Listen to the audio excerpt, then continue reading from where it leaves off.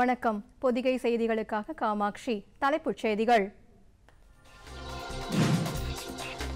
உத்தரப்பிரதேச மாநிலம் வாரணாசியில் பல்வேறு நலத்திட்டங்களுக்கு அடிக்கல் நாட்டினார் பிரதமர் நரேந்திர மோடி.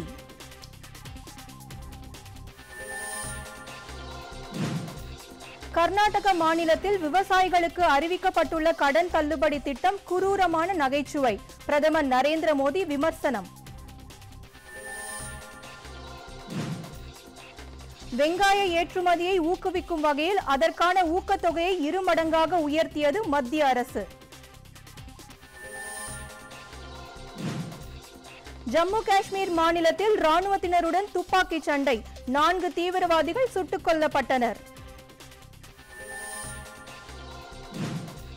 மெல்பர்ன் 3வது டெஸ்ட் கிரிக்கெட் போட்டியின் 4வது நாள் ஆட்டம். வெற்றிக்கு நெருக்கத்தில் இந்தியா.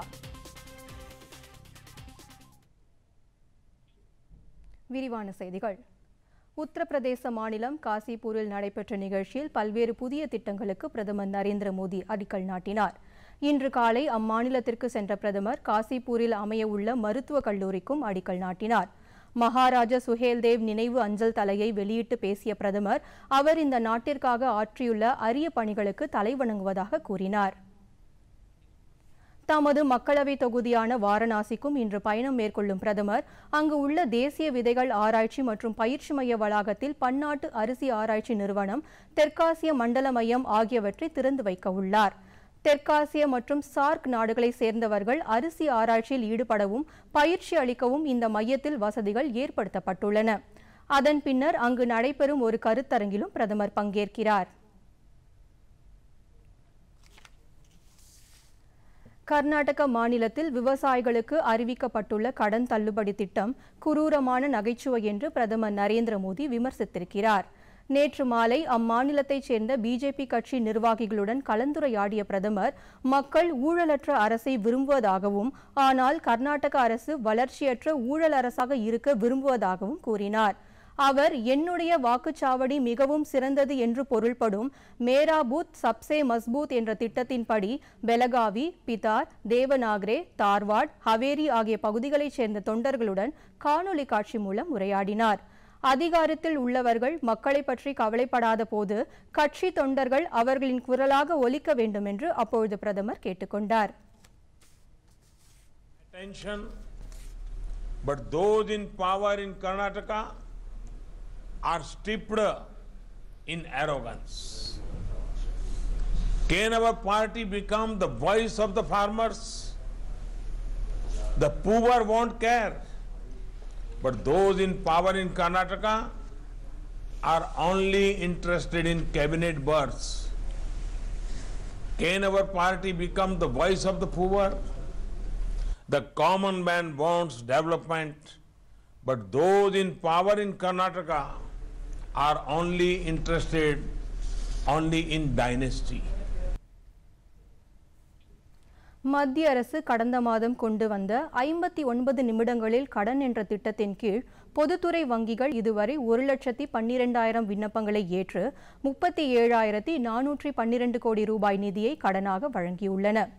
59 நிமிடங்களுக்குள் கடன் என்ற இந்த திட்டத்தின் கீழ் சரக்கு மற்றும் சேவை வரியின் கீழ் பதிவு பெற்றுள்ள சிறு குறு நடுத்தர தொழில் நிறுவனங்கள் 1 கோடி ரூபாய் வரையான கடனை 59 நிமிடங்களில் பெற இத்திட்டம் வகை செய்கிறது.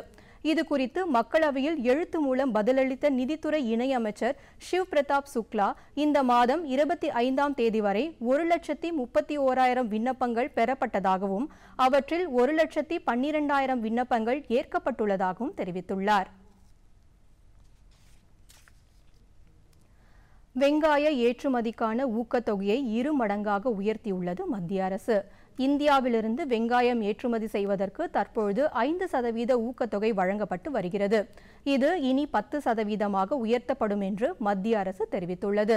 உள்நாட்டு சந்தையில் வெங்காயத்தின் விலையை சீரான நிலையில் வைக்க ஏதுவாகவும் வெங்காய ஏற்றுமதியை ஊக்குவிக்கவும் இந்த நடவடிக்கை எடுக்கப்பட்டுள்ளதாக மத்திய அரசு தெரிவித்துள்ளது. கடந்த ஜூலை மாதத்திற்கு முன் வெங்காய ஏற்றுமதிக்கு ஊக்கத்தொகை எதுவும் வழங்கப்படவில்லை. பின்னர் 5% ஊக்கத்தொகை அறிமுகப்படுத்தப்பட்டது. தற்போது அது 10% உயர்த்தப்பட்டுள்ளது. ஜம்மு காஷ்மீர் மாநிலத்தில் ராணுவத்தினருக்கும் தீவிரவாதிகளுக்கும் இடையே நடைபெற்ற துப்பாக்கிச் சண்டையில் 4 தீவிரவாதிகள் சுட்டுக் கொல்லப்பட்டனர். தெற்கு காஷ்மீர் பகுதியில் உள்ள புல்வாமா மாவட்டத்தின் ஹஞ்சன் என்ற இடத்தில் தீவிரவாதிகள் பதுங்கியுள்ளதாக இன்று காலை கிடைத்த தகவலை அடுத்து ராணுவத்தினர் அங்கு தேடுதல் வேட்டையில் ஈடுபட்டனர். இதையடுத்து பதுங்கியிருந்த தீவிரவாதிகள் ராணுவத்தினர் மீது துப்பாக்கி சூடு நடத்தினர். இந்த சண்டையில் 4 தீவிரவாதிகள் கொல்லப்பட்டதாக ராணுவம் தெரிவித்துள்ளது. ஹரியானா மாநிலத்தில் செயல்படும் தனியார் கட்டுமான நிறுவனம் ஒன்றிற்கு சொந்தமான 42 கோடி ரூபாய் மதிப்பிலான சொத்துக்களை மத்திய அமலாக்கத்துறை பறிமுதல் செய்துள்ளது. பண மோசடி வழக்கு தொடர்பாக இந்த நடவடிக்கை எடுக்கப்பட்டு இருப்பதாக அமலாக்கத்துறை அதிகாரிகள் தெரிவித்துள்ளனர். ஹரியானா மாநில முன்னாள் முதல்வர் பூபிந்தர் சிங் ஹூடாவுக்கு தொடர்புடைய வழக்கில் விவசாயிகளையும் நில உரிமையாளர்களையும் ஏமாற்றி 1500 கோடி ரூபாய் சொத்துக்களை அந்த நிறுவனம் பறித்ததாக குற்றச்சாட்டு எழுந்தது. இதையடுத்து குருகிராம் பகுதியில் உள்ள அந்த நிறுவனத்தின் 42 கோடி ரூபாய் சொத்துக்கள் அமலாக்கத்துறையின் கட்டுப்பாட்டில் கொண்டுவரப்பட்டதாக அதிகாரிகள் தெரிவித்தனர். பண மோசடி தடுப்பு சட்டத்தின் கீழ் இந்த நடவடிக்கை எடுக்கப்பட்டுள்ளதாகவும் அவர்கள் கூறினர். கடந்த 21ஆம் தேதி முடிவடைந்த வாரத்தில் இந்தியாவின் அந்நிய செலாவணி கையிருப்பு உயர்ந்துள்ளதாக ரிசர்வ் வங்கி தெரிவித்துள்ளது. அதற்கு முந்தைய வாரத்தோடு ஒப்பிடும்போது 16.72 கோடி டாலர் உயர்ந்து 39,328.7 கோடி டாலர் அளவுக்கு உயர்ந்துள்ளதாக ரிசர்வ் வங்கி வெளியிட்டுள்ள செய்திக்குறிப்பு தெரிவிக்கிறது. அந்நிய செலாவணி கையிருப்பு ரூபாய் மதிப்பும் தங்க கையிருப்பு ரூபாய் மதிப்பும் உயர்ந்ததே இதற்கு காரணம் என்று ரிசர்வ் வங்கி கூறியுள்ளது. இந்த காலகட்டத்தில் கையிருப்பில் இருந்த அந்நிய செலாவணியின் மதிப்பு சுமார் 10.5 கோடி டாலர் அளவுக்கும் தங்கத்தின் மதிப்பு சுமார் 4 கோடி டாலர் அளவுக்கும் உயர்ந்துள்ளது. திரிபுரா மாநிலத்தின் ஆளும் கட்சியான பிஜேபி அம்மாநிலத்தில் நடைபெற்ற உள்ளாட்சி அமைப்புகளுக்கான இடைத்தேர்தலில் மிகப்பெரிய வெற்றியை பெற்றுள்ளது. மொத்தம் 67 இடங்களுக்கு நடைபெற்ற தேர்தலில் பிஜேபி 66 இடங்களை கைப்பற்றியுள்ளது. எஞ்சியுள்ள ஒரு இடம் மட்டும் மார்க்சிஸ்ட் கம்யூனிஸ்ட் கட்சிக்கு கிடைத்ததாக திரிபுரா மாநில தேர்தல் ஆணையம் தெரிவித்துள்ளது. அகர்தலா நகராட்சியில் தேர்தல் நடைபெற்ற 4 வார்டுகளிலும் பிஜேபி வெற்றி பெற்றுள்ளது.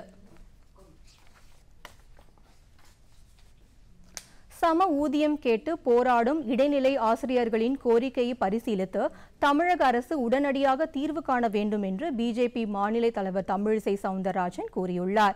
இன்று காலை சென்னை விமான நிலையத்தில் செய்தியாளர்களிடம் பேசிய அவர், அதைப் போலவே போராடும் விவசாயிகளின் பிரச்சினைகளை அரசு கவனத்தில் கொள்ள வேண்டும் என்றும், பள்ளிகளிலிருந்து மாற்று சான்றிதழ் கொடுத்து நீக்கம் செய்யப்பட்ட ஆயிரக்கணக்கான மாணவர்களை மீண்டும் பள்ளியில் சேர்க்க நடவடிக்கை எடுக்க வேண்டும் என்றும் அவர் கோரினார். கஜா புயலால் பாதிக்கப்பட்ட பகுதிகளுக்கு மத்திய அரசு 170 கோடி ரூபாய் நிதி ஒதுக்கியுள்ளதையும், பாம்பன் பாலத்தை நவீன முறையில் கட்ட 250 கோடி ரூபாய் ஒதுக்கப்பட்டுள்ளதையும் அவர் சுட்டிக்காட்டினார்.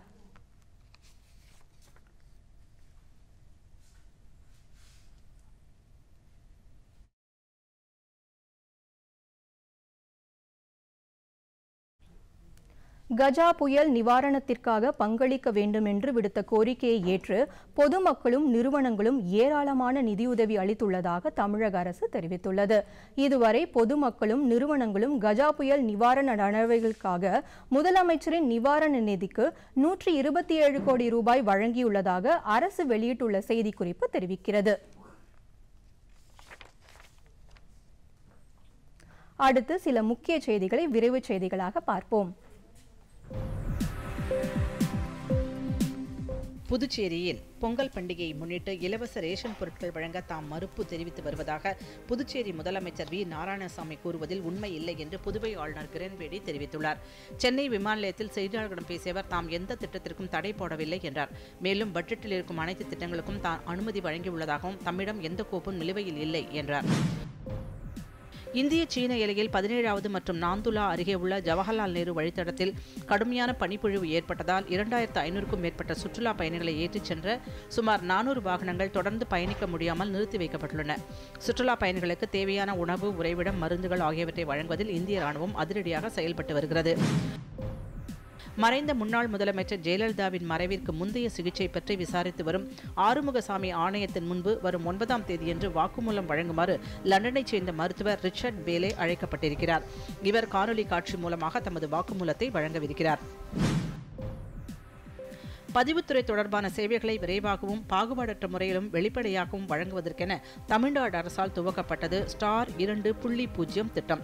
இந்த திட்டத்தின் கீழ் ஏறக்குறைய 60% ஆவணங்கள் பதிவு செய்த அன்றே திரும்ப வழங்கப்பட்டன. பதிவு பணிகள் நிறைவடைந்தவுடன் ஆவணம் திரும்ப பெற அங்கீகாரம் பெற்ற நபரின் விரல் ரேகையை பதிவு செய்து உடனுக்குடன் ஆவணத்தை பொதுமக்கள் பெற்றுக்கொள்ளலாம். கொடைக்கானலில் கீழ்மலை மங்களக்கொம்பு பகுதியில் சமையல் எரிவாயு சிலிண்டர் வெடித்ததில் 3 பேர் சம்பவ இடத்திலேயே உயிரிழந்தனர். இன்று காலை காமனூர் ஊராட்சியைச் சேர்ந்த கணேசன் என்பவரின் வீட்டில் சிலிண்டர் வெடித்ததால் அவரும் அவரது மனைவியும் மகளும் சம்பவ இடத்திலேயே உயிரிழந்தனர். இச்சம்பவம் குறித்து தாண்டிக்குடி காவல்துறையினர் வழக்கு பதிவு செய்து விசாரித்து வருகின்றனர். சென்னையில் புத்தக பிரியர்களுக்கு புத்தாண்டு பரிசாக வருகிறது. சென்னையில் வரும் 4ஆம் தேதி முதல் 20ஆம் தேதி வரை நடைபெறவிருக்கும் புத்தக கண்காட்சி. 17 நாட்கள் நடைபெறும் இந்த புத்தக கண்காட்சிக்கு 20 லட்சத்திற்கும் மேலான மக்கள் வருகை தருவார்கள் என எதிர்பார்க்கப்படுகிறது. 800க்கும் மேற்பட்ட அரங்குகளை கொண்டிருக்கும் இந்த புத்தக கண்காட்சியில் அண்டை மாநிலங்கள் மற்றும் தில்லியைச் சேர்ந்த வெளியீட்டாளர்களும் பங்கேற்கின்றனர்.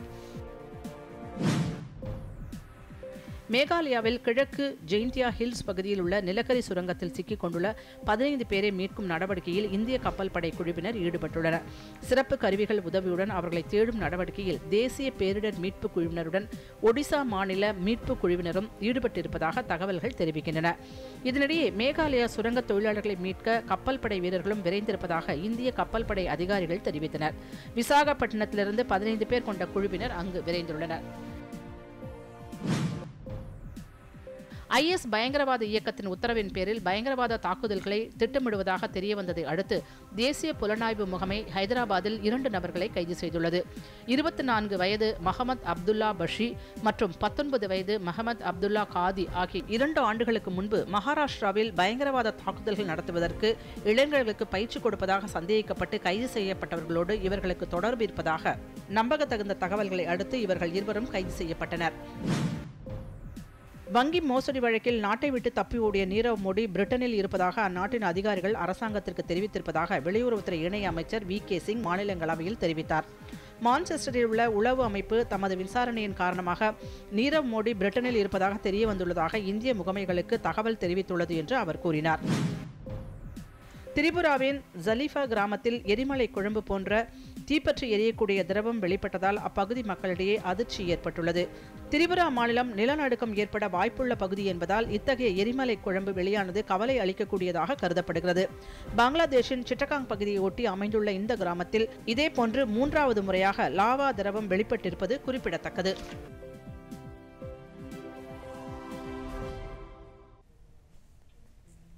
இனி வருவது உலகச் செய்திகள்.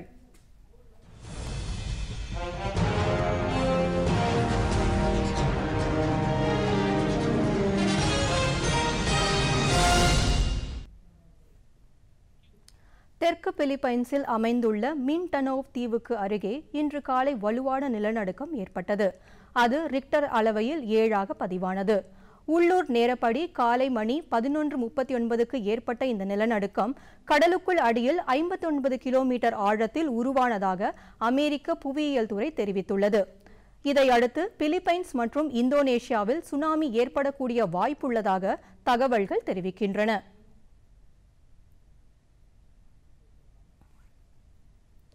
சீனா பாகிஸ்தான் இடையே அமைக்கப்பட உள்ள பாதை இரு நாடுகளிடையே பொருளாதார திட்டங்களை மேம்படுத்த மட்டுமே பயன்படுத்தப்படும் என்றும் இராணுவ பயன்பாட்டிற்கு அனுமதிக்கப்பட மாட்டாது என்றும் பாகிஸ்தான் கூறியுள்ளது.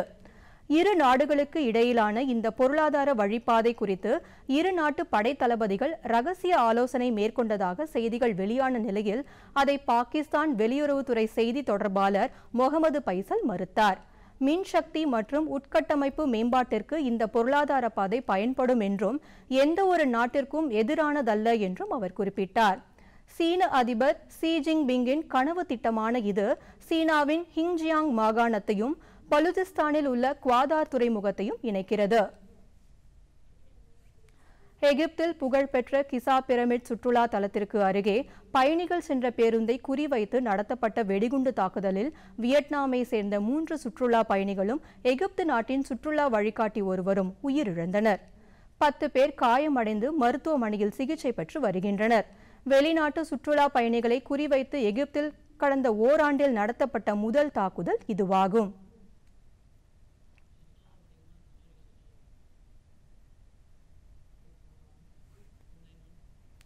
பங்களாதேஷில் நாளை புதிய பிரதமரை தேர்வு செய்வதற்காக தேர்தல் நடைபெற உள்ளது. அவாமி லீக் கட்சியின் தலைவரும் தற்போதைய பிரதமருமான ஷேக் ஹசீனா 4வது முறையாக பிரதமர் பதவிக்கு போட்டியிடுகிறார். முன்னாள் பிரதமர் கலிதா ஜியா தலைமையிலான பங்களாதேஷ் தேசியவாத கட்சி, PNP தலைமையிலான தேசிய ஐக்கிய கூட்டணி உள்ளிட்ட கட்சிகள் இத்தேர்தலில் போட்டியிடுகின்றன. தேர்தலையொட்டி பங்களாதேஷில் பலத்த பாதுகாப்பு ஏற்பாடுகள் செய்யப்பட்டுள்ளன. பங்களாதேஷ் தேர்தலுக்காக இந்தியாவிலிருந்து தேர்தல் பார்வையாளர்கள் அந்நாட்டிற்கு அனுப்பி வைக்கப்படுகின்றனர்.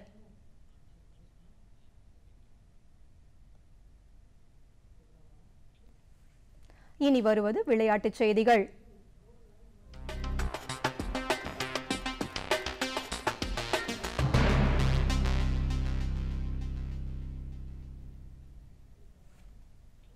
மெல்பர்னில் நடைபெற்று வரும் 3வது டெஸ்ட் கிரிக்கெட் போட்டியின் 4வது நாளான இன்று ஆட்ட நேர இறுதியில் ஆஸ்திரேலியா 8 விக்கெட் இழப்பிற்கு 258 ரன் எடுத்துள்ளது.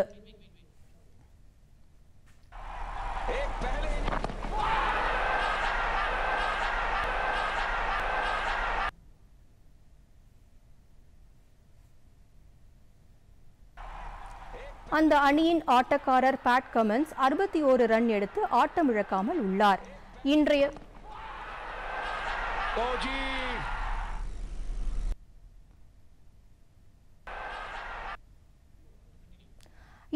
ஆட்ட நேர இறுதி நிலவரப்படி ஆஸ்திரேலியா 141 ரன் பின்தங்கியுள்ளது. முன்னதாக இந்திய அணி 2வது இன்னிங்ஸில் 8 விக்கெட் இழப்பிற்கு 106 ரன்னுக்கு டிக்ளேர் செய்தது.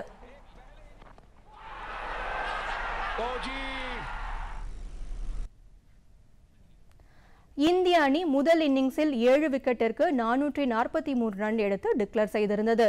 நேற்று ஆஸ்திரேலிய அணி முதல் இன்னிங்ஸில் 151 ரன்னுக்கு ஆட்டமிழந்தது. இதன் மூலம் ஆஸ்திரேலிய அணி வெற்றி பெற 399 ரன் இலக்கை இந்தியா நிர்ணயித்தது. இதையடுத்து இன்னும் 4 விக்கெட்டுகளை வீழ்த்த வேண்டிய நிலையில் இந்தியா 5ஆம் நாள் ஆட்டத்தை எதிர்நோக்கியுள்ளது. இனி வருவது வானிலை.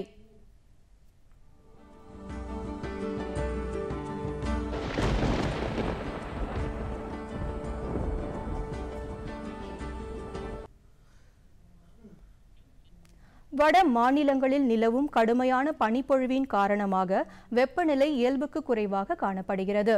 தலைநகர் தில்லியில் பனிமூட்டம் காரணமாக போதிய வெளிச்சம் இல்லாத நிலையில் வாகனங்கள் முகப்பு விளக்கை ஏற்றிவிட்டபடியே செல்கின்றன. அதேபோல் ஜம்மு காஷ்மீர், பஞ்சாப், ஹரியானா உள்ளிட்ட வட மாநிலங்களிலும் கடும் பனிப்பொழிவு காணப்படுகிறது.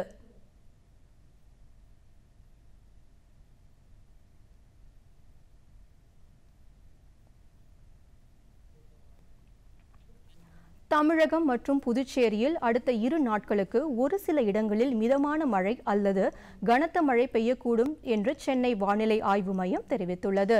கோயம்புத்தூர் மாவட்டம் வால்பாறை, திருநெல்வேலி மாவட்டம் நாங்குநேரி, சங்கரன்கோவில் ஆகிய இடங்களில் மழை பெய்துள்ளதாக ஆய்வு மையம் மேலும் தெரிவிக்கிறது. சென்னையை பொறுத்தவரை வானம் மேகமூட்டத்துடன் காணப்படும் என்றும், காஞ்சிபுரம், திருவள்ளூர் ஆகிய மாவட்டங்களில் மிதமான மழை பெய்யும் என்றும் சென்னை வானிலை ஆய்வு மையம் தெரிவித்துள்ளது. மீண்டும் தலைப்புச் செய்திகள்.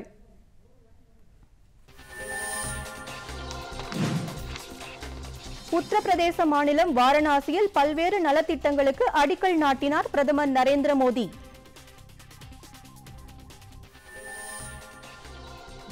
கர்நாடக மாநிலத்தில் விவசாயிகளுக்கு அறிவிக்கப்பட்டுள்ள கடன் தள்ளுபடி திட்டம் குரூரமான நகைச்சுவை, பிரதமர் நரேந்திர மோடி விமர்சனம்.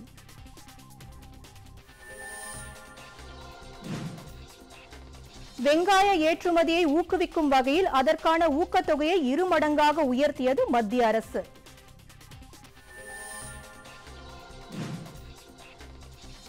ஜம்மு காஷ்மீர் மாநிலத்தில் ராணுவத்தினருடன் துப்பாக்கிச் சண்டை, 4 தீவிரவாதிகள் சுட்டுக் கொல்லப்பட்டனர். மெல்பர்ன் 3வது டெஸ்ட் கிரிக்கெட் போட்டியின் 4வது நாள் ஆட்டம், வெற்றிக்கு நெருக்கத்தில் இந்தியா. பொதிகை செய்திகளை யூடியூபில் தமிழ் நியூஸ் தூர்தர்ஷன் என்ற சேனலிலும், ட்விட்டரில் Tamil news Doordarshan and DD news Chennai என்ற பக்கத்திலும் காணலாம்.